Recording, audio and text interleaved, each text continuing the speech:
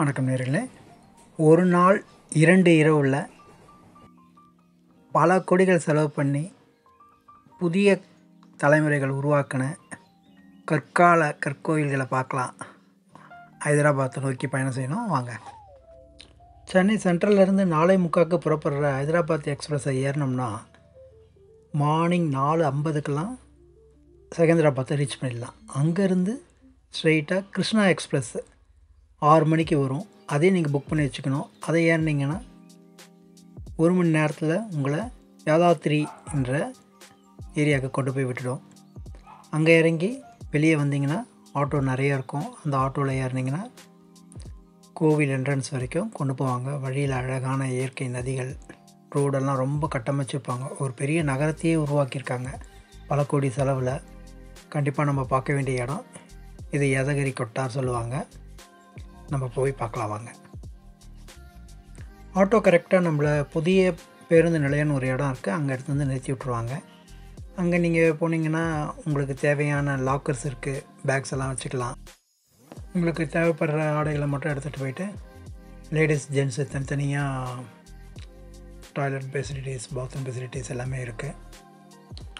அந்த காலத்தில் சோழ பாண்டியர்கள், விஜயநகர பேரரசு, விசாலா மன்னர்கள் தான் நம்ம கட்டடக்கலைக்கு ரொம்ப உதாரணமாக இருந்தாங்க. ஆனால் எனக்கே வியப்பை ஆட்டுச்சு, அவங்களுக்கு அப்புறம் இந்த யங் ஜெனரேஷன் இவ்வளோ அழகாக கட்டமைச்சு பண்ணியிருந்தாங்க. காலையில் குளத்தில் குளிக்கும்போது தண்ணி ஐஸ் வாட்டர் சில்லுன்னு இருக்கும். நம்ம சமாளித்து தான் குளிச்சாகணும். குளிச்சுட்டு அப்புறம் வேணும்னா கூட பாத்ரூம் ஃபெசிலிட்டி இருக்குது, அங்கே ஹாட் வாட்டர் எல்லா ஃபெசிலிட்டியும் இருக்குது, வேணும்னா குளிச்சிக்கலாம். வெயில் வந்த பிறகு குளித்தா ரொம்ப சுகமாக இருக்கும்னு நினைக்கிறேன். நல்லா ரசிக்கிற மாதிரி அட்மாஸ்பியர் ரொம்ப அழகாக இருந்துச்சு. சுற்றி கொஞ்ச நேரம் ட்ரெஸ்ஸிங் பண்ணிவிட்டு அப்படியே சைட் சீயிங் ரொம்ப நல்லா பார்க்க நல்லா இருந்துச்சு. நல்லா ரெடி ஆகிட்டு லட்சுமி நரசிம்மனை பார்க்க புறப்பட வேண்டியது தான். ஸ்ட்ரெயிட்டாக அங்கே வழியில் டிஃபன் கடை இருக்குது. டிஃபன் சாப்பிட்டு 40 ரூபாய்க்கு டிஃபன் கிடைக்கும். அங்கே போய் பஸ் ஸ்டாண்ட் போகணும், பக்கத்தே தான். புது பஸ் ஸ்டாண்டில் ஏறினா பஸ் வரும், எல்லாமே ஃப்ரீ பஸ் தான். ஏறி ஸ்ட்ரைட்டாக மேலே போயிட வேண்டியது தான். அப்போ உங்களுக்கு கரெக்டாக மணி 8 ஆகிடும் மார்னிங். ஃப்ரீ தர்ஷனம் 150 ரூபா டிக்கெட், 500 ரூபா டிக்கெட், 3மே இருக்குது. ஆனால் எல்லாமே ஒரே வழி தான். உள்ளே போய் சாமியை பார்க்கும்போது எல்லாம் ஒரே வழியில் தான் வரும். அந்த காலத்தில் நரசிம்மர் குகை கீழே இருந்தார், மலை குகைக்குள்ளே. அந்த கோயிலுடைய மூலஸ்தானத்தை அப்படியே வச்சுட்டு சுற்றி கல்லில் நல்லா அழகாக எழுப்பி மேலே நம்மளை மேலேருந்து கீழே கொண்டு போய் பார்க்குற மாதிரி செஞ்சுருக்காங்க. தங்கள் லைட்டில் ஜொலிக்குது, அப்படியே பார்க்க ரொம்ப அழகாக இருந்துச்சு. நரசிம்மசாமியை என்னென்ன வணங்கிட்டு அங்கேருந்து வெளியில் வந்தோம்னா வெளியில் பார்த்திங்கன்னா தேர் வைக்கிறதுக்கு பெரிய மண்டபம் இருக்குது. சுற்றி பார்க்குறதுக்கு ரொம்ப அழகான சூழ்நிலை அழகாக இருந்துச்சு ரொம்பவே. அப்படியே வெளியில் பாருட்டு நரசிம்மரை பார்த்துட்டு அங்கேருந்து ஸ்ட்ரைட்டாக நம்ம புறப்பட வேண்டியது தான். அங்கேருந்து மறுபடியும் திரும்பி வரத்துக்கு ஃப்ரீ பஸ் இருக்குது. ஃப்ரீ பஸ்லேருந்து என்ட்ரன்ஸ் இறங்கிடலாம். அங்கேருந்து கிளம்பி சுரேந்திரபுரியை சேர்ந்துடலாம். ஆட்டோவில் வரணும், 100 ருபீஸ் சார்ஜ் ஆகும். அங்கேருந்து வந்துட்டு ஸ்ட்ரெயிட்டாக என்ட்ரன்ஸ் ஃபீஸ் பார்த்திங்கன்னா 350 ரூபா ஒரு ஆளுக்கு டிக்கெட்டு. அந்த 350 ரூபா நல்ல ஒர்த்து தான் சொல்லுவேன். ஒவ்வொரு பாட்டும் பார்த்திங்கன்னா 100 ருபீஸ் கொடுக்கலாம். ரொம்ப அருமையாக பண்ணியிருப்பாங்க. ஃபார் எக்ஸாம்பிள் நாகலோகம்னா நாகராஜர் இருப்பார், நாக கன்னிகள் இருப்பாங்க. எல்லாத்தையுமே தத்துரூபமாக பண்ணியிருப்பாங்க. அந்த மியூசிக், பாம்புடைய மியூசிக் எல்லாமே ரொம்ப நல்லாயிருக்கும். பெரிய பெரிய பூதங்கள் இருக்கும். பூதம் வாயில் உள்ள போகிற மாதிரி இருக்கும், பாம்பு வாயில் உள்ள போகிற மாதிரி இருக்கும், பறவை வாயில் உள்ள போகிற மாதிரி இருக்கும். கிருஷ்ண லீலைகள், விஷ்ணுவுடைய வைகுண்டம், சிவனுடைய கைலாசம், பிரம்மாவுடைய பிரம்மலோகம் எல்லாமே ரொம்ப பார்க்க அருமையாக இருக்கும்.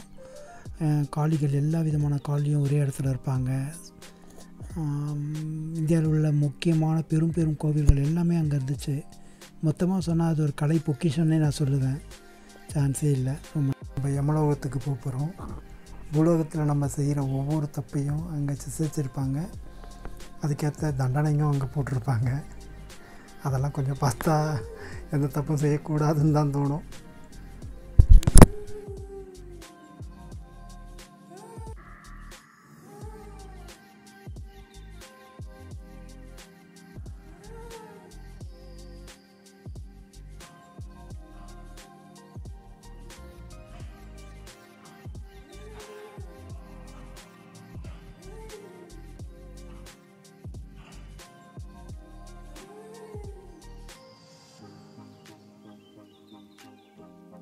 இது பார்த்திங்கன்னா கைலாசம். இமயமலை மேலே இருக்கிற அனைத்து கோவிலும் ரொம்ப அழகாக இருக்கும். நம்ம நடக்கும்போது அந்த பனியுடைய உணர்ச்சி உணரணுன்றதுக்காக ஐஸ் வாட்டரு தண்ணியெல்லாம் விட்டுருப்பாங்க கீழே. இது பார்த்திங்கன்னா பிரம்மலோகம். கலைவாணியுடைய அருளால் அங்கே ஃபுல்லாக கல்விக்குரிய அனைத்து அம்சமும் நல்லாயிருக்கும் பார்க்குறதுக்கு.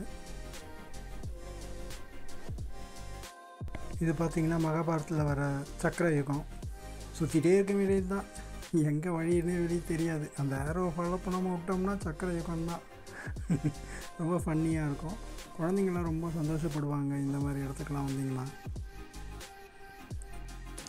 சுரேந்திரபுரியை முடிச்சுட்டு வெளியே வந்தோம்னா அங்கேருந்து ஆட்டோ ஃபெசிலிட்டி, பஸ் ஃபெசிலிட்டி ரெண்டுமே இருக்குது. ஆட்டோ 100 rupees கேட்பாங்க.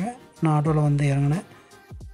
சொர்ணகிரி பெருமாள் பாதத்தை வணங்கிட்டு ஸ்ட்ரைட்டாக பின்பக்கமாக போய் அன்னதானம் மதிய உணவை முடிச்சுட்டு திரும்பி முன்பக்கமாக வந்து படி ஏறி போகும்போது பார்த்திங்கன்னா பெருமாளுடைய 10 அவதாரம், தசாவதாரம் மார்பிளில் ரொம்ப அழகாக பண்ணியிருப்பாங்க. இந்த கோவிலில் முக்கியமான சிறப்பு பார்த்திங்கன்னா உயரமான ஆஞ்சநேயர், உயரமான கருடாழ்வார், உயரமான கோபுரங்களில் தங்க கலசங்கள், பார்க்கடல் விஷ்ணு, பெரிய பெல்லு, யானை மாடுகள்லாம் மைதானத்தில் மேயிற மாதிரி ரொம்ப அழகாக இருக்கும் பார்க்குறதுக்கு. திருப்பதிக்கு நிகரான வெங்கட பெருமாள் ரொம்ப நல்லா அழகாக இருப்பார்.